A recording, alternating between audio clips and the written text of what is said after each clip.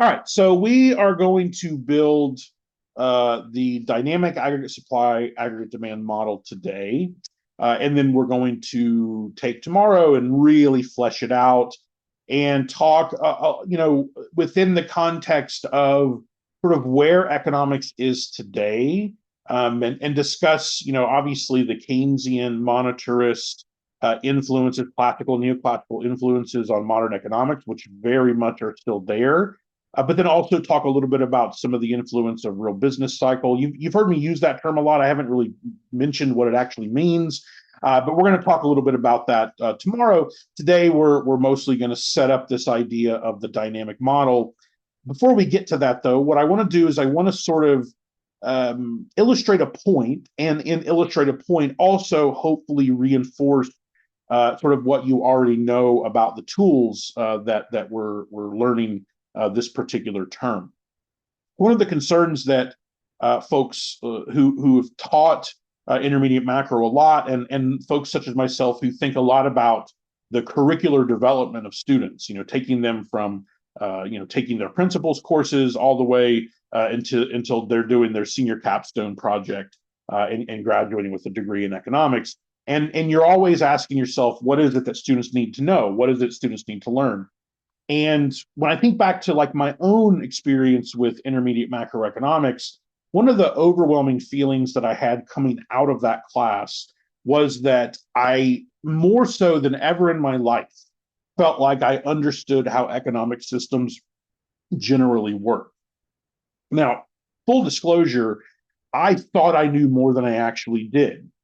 One of the reasons why I thought I knew more than I actually did is because in my intermediate macro class, we did not cover to the extent that we have coverage in this class. And the reason why that is that in my program, the intermediate macro class was following up a principles class. It was not a principles sequence. So you didn't have micro and macro. You had a combined micro macro class, and then you had these intermediate courses. In addition to that, that course had very little math ultimately in it. It was almost exclusively a graphical course, which I really appreciate. And you can see the influence of that course in how I've taught the material. I think in terms of graph when it comes to macroeconomic models. Although, as we'll see today, thinking structurally in terms of the equations that back up these lines is going to be very useful, especially when we start really complicating the lines and giving ourselves a lot to sort of talk about. But I think I want to sort of make 2 points, which is that there is a very simple version of an economy here that you should already know quite well. Let's put aside for a moment whether or not this gets us where we want to be versus perhaps maybe where we need to be. And I think those 2 places are completely different. I think that there is a need to be is sort of defined from like the societal perspective. We need people to understand economics up to a particular point. And then it would be nice if people could understand the things we want them to understand. But that's, of course, mostly going to be learned by economists because we're the ones who, in a sense, cared up about to be learning these particular things. I think in that intermediate macro class, what I sort of came away from it was the sort of bare bones stuff that I wish everybody knows. Now we've covered all of that and more because we can up the mathematical rigor because we're at Purdue as opposed to the University of Tennessee where I came from, which is no shade on my alma mater, but we can kick things up a bit at Purdue. But I don't want you to lose sight of that. Okay, so what I'm talking about here is a very simple conception of the economy that is based off of 2 really kind of main models, right? The key models here for us. Let me see if I can actually draw a relatively straight line. So the key models for us, of course, we have. I think I always think first and foremost in terms of aggregate supply, aggregate demand. So, right, this gives us a conception of output. We'll assume full output, full employment. and then some price level. And then, of course, the other model that coincides with that is going to be the the ISLM model, which gives us this ability to also include things about interest rates relative to particular levels of output. And so when I am, even in 2025, when I'm thinking about policies, when I'm thinking about what I support as a voter, what I support as an economist, when people ask me questions about the economy, when I do interviews, I very much have this sort of particular set of models always in my brain.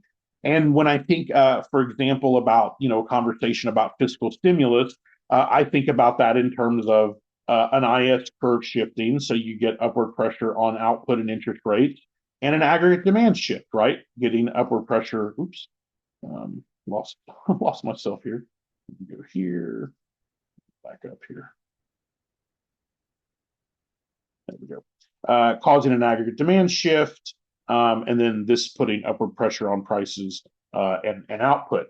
And so, if someone asked me about fiscal stimulus, my immediate thought is, okay, this is inflationary. It puts upward pressure on output.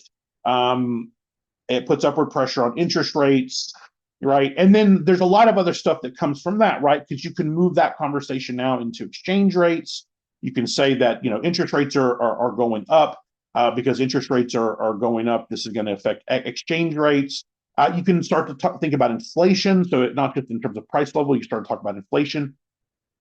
The issue is that that's perfect for basic sort of stories of the economy, very simple ideas. What happens when a central bank buys bonds or sells bonds, and you want to show that graphically?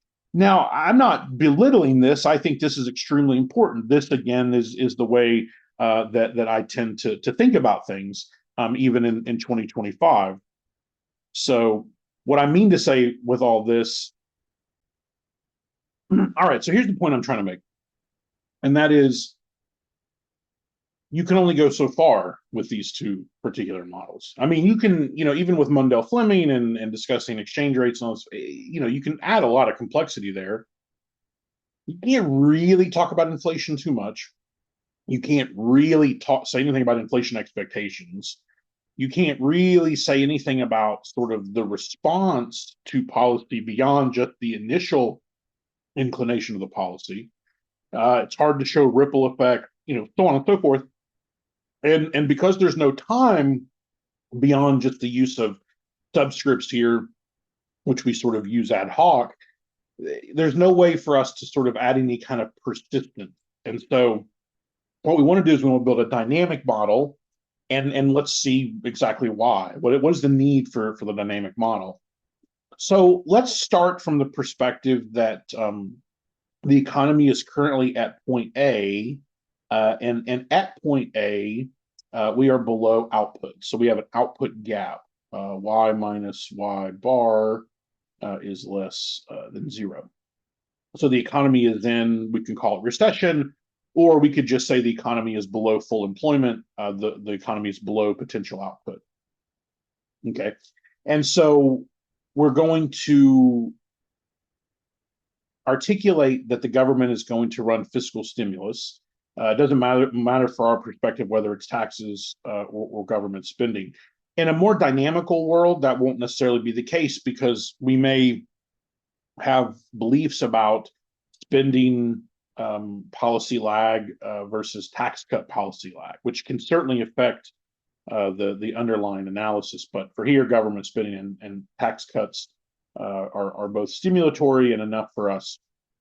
And so, expansionary fiscal policy, boosting the IS curve from IS0 to IS1. So we have this movement right there. And this, of course, is also going to translate into an aggregate demand shift. So the idea would be is that the initial IS shift and the initial aggregate demand shift is going to take the economy all the way out to a Y1. So you'll notice the Y1 is sort of all the way out. And so we go from A to B, and so that takes us from Y0 to Y1. The full shift of the IS curve, the full shift of the aggregate demand curve is going to be in accordance with the size of the stimulus. So a larger stimulus is going to create more of a shift. So when we think about where the economy ultimately ends up, you're going to see it's actually quite important from this perspective that we get the extent of the aggregate demand shift in some sense correct. And I'll explain why in just a moment. So in other words, there's sort of a sensitivity to this sort of perspective of government stabilization policy. And you can see it here. So it's interesting because it ends up being a weakness of this perspective that you can see that particular dynamic, which is why I'm showing it to you. So we boost the economy through aggregate demand. There's this initial movement from Y0 to Y1, but then you're going to generate over time this equilibration process from B to C. So we're going to transition from the immediate short run, and then we're going to transition to the actual aggregate supply curve. Now, we could draw this in sort of this way, right, where this is maybe short run aggregate supply as we have done before, and that we were at equilibrium at short run aggregate supply and aggregate demand at point A. I've just avoided that because it makes the graph messier, but we can kind of think about it, being there, despite it not being there. So let me get rid of this. And then so there's going to be some sort of transition from B to C. Now, this isn't transitioning from short run to the long run. That was, in a sense, an oversimplification. Now we're just transitioning from B to C, because what's going to happen is that now there is a positive, output gap, right? So if we think about the output gap at B, the output gap is Y1 minus Y bar, which is now greater than 0. Because we now have an output gap, and if we go back to our sort of Phillips curve sort of conception of inflation, we know that a positive output gap is going to put upward pressure on inflation expectations. And if that puts upward pressure on inflation expectations, then remember the Phillips curve shifts. And because the Phillips curve shifts up, now for the same level of employment, we get higher inflation. Now, the reason why that is important in this context is that as we start to sort of transition, what is driving this transition is, we can at least think about it in terms of this way, that expected inflation, right? The expected inflation from B to C, the expected inflation, which is being caused by this positive output gap. And then if we come back down to the ISLM analysis, because there is this now inflationary pressure that's going to reduce real money balances in the money market. That reduction of real money balances in the money market is going to generate a shift of the LM curve back into the left. And of course, that's going to get us to that potential level of output that was sort of our target. So now we can start thinking about policy in terms of targets. So the target here is Y bar. We want to boost aggregate demand in such a way that we get to Y bar eventually, with the idea that inflation is going to eat up some of the initial transition from Y0 to Y1. Okay. Then if we think about this process over here, this is an inflation expectation and then kind of an actual amount of inflation. Now, you'll notice that if we sort of put all of this transition from B to C on expected inflation, then what we end up having is sort of the classic result of expected inflation just equaling inflation, right? That you see that now in this particular idea. But in order for us to get to this, we have to sort of have a Phillips curve in our mind.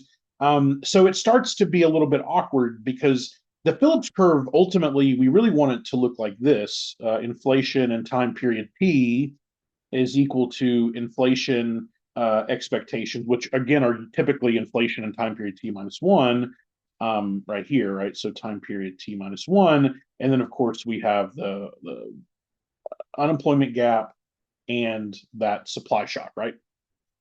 And so if inflation expectations are going up, again, that shifts the Phillips curve puts upward pressure. So then the sort of kind of like monetarist argument here is that this fiscal stimulus is not merely going to cause us to go from Y1 back to Y bar, but that potentially there could be so much inflationary inertia in baked into the economy now because of this increase in expected inflation caused by the positive output gap that in fact it may be the case that we even go further back than point C, and we could actually undershoot ultimately our unemployment. And then the concern there would be that instead of seeing the undershooting of the policy as being caused by the inflation triggered by the fiscal stimulus, the concern would be that we would see that instead as not enough fiscal stimulus.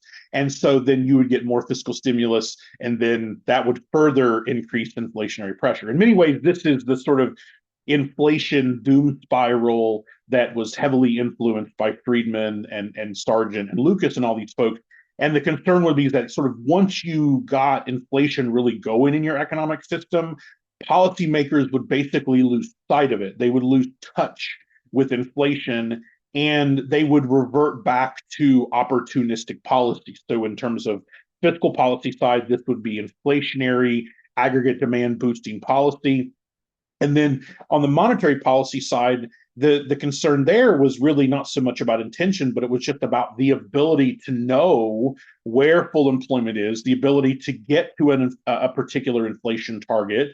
And so ultimately, this is why they argue that you should be targeting a money supply growth, right? And really kind of sort of arguing in a very classical way that the government really shouldn't be involved in demand management at all, that we should just, ensure liquidity through the central bank, but beyond that, markets, let them be markets.